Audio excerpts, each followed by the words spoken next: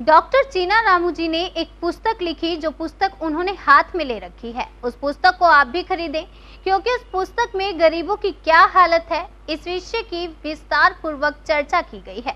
All India दलित action committee के राष्ट्रीय अध्यक्ष डॉक्टर चीना रामू जी ने ये पुस्तक लिखी है।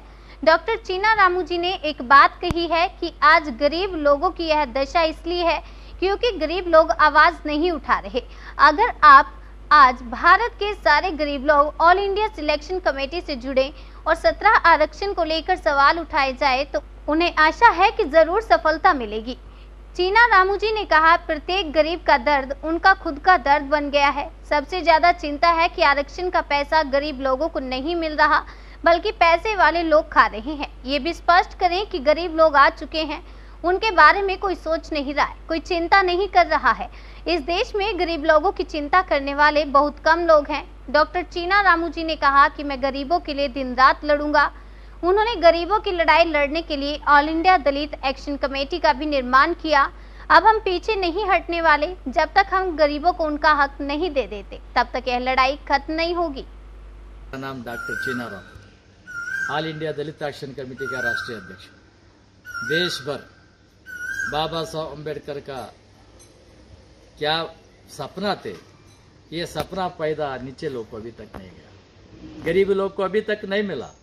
ये आरक्षण सारे देश में कोई काया है, कोई कारा है। गरीबों का अच्छे से काम करने वाला अभी तक नेता अभी तक नहीं आया। अभी तक क्या रिजर्वेशन का पैदा लिया सो क्या जगजीवन राम जी ने है, रामविलास पासवान जी है, वो मीरा कुमार शास्त्री है, बूटा सिंह है,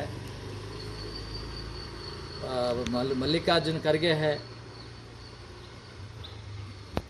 बाद में हमारा अरविंद लिंबावली है, गोविंद कारजोल है, रमेश जिगजिनगी है।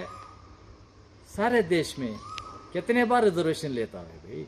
10 साल, 10 टर्म, 8 टर्म, 6 टर्म ऐसा लेके रिजर्वेशन का, पॉलिटिकल रिजर्वेशन का लेके बैठा है। ये रिजर्वेशन चेंज होना, ये रिजर्वेशन लेने वाला बार बार लेने का जरूरी से नहीं है। ये रिजर्वेशन सारे लोग को मिलना है। बाबा साहब अम्बेडकर का सपना वही था।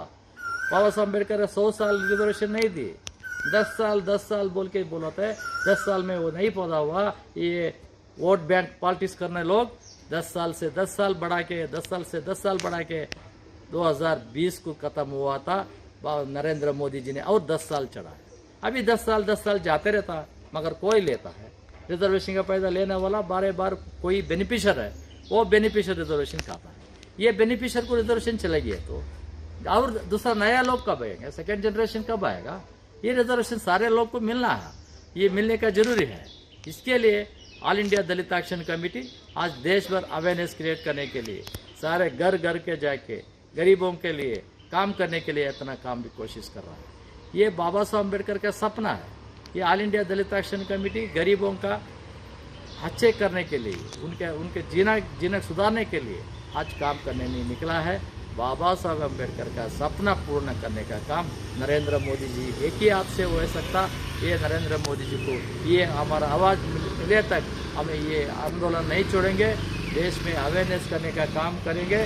कितने ऑर्गेनाइजेशन है, वो ऑर्गेनाइजेशन MLA MP अभी IAS IPS सारे लोग, सारे बीजेपी का सारे लोग ये बेनिफिट लेके आ रहा है। इसके लिए हम देखेंगे, बाबा साहब अम्बेडकर का सपना पूर्ण करने का काम करेंगे। ये काम के साथ हम सारे देश में बाबा साहब अम्बेडकर का सपना लेके ऑल इंडिया दलित एक्शन कमेटी सारे देश में आवाज़ निकालने के लिए काम करना है। इसके बारे में बाबा साहब अम्बेडकर का सपना देश का सपना है। बाबा साहब अम्बेडकर का सपना नरेंद्र मोदी जी का सपना है। गरीबों का, देश का गरीबों कभी गरीबी से नहीं जीना। एक खाना, रोटी, मकान दो भी दिलाने के लिए नरेंद्र मोदी जी ने उतना काम कर सकता है। इसके लिए बाबा साहब अम्बेडकर का सपना लेके ऑल इंडिया दलित एक्शन कमेटी सारे देश में हमें आंदोलन करने का स्टार्ट कर रहा है। इसके बारे में बाबा साहब अम्बेडकर का सपना पूर्ण करने का योजना ऑल इंडिया दलित एक्शन कमेटी करने का काम करेगा बोल के मेरा बात खत्म करूँगा। जय भीम, जय भारत, जय बाबा साहब अम्बेडकर।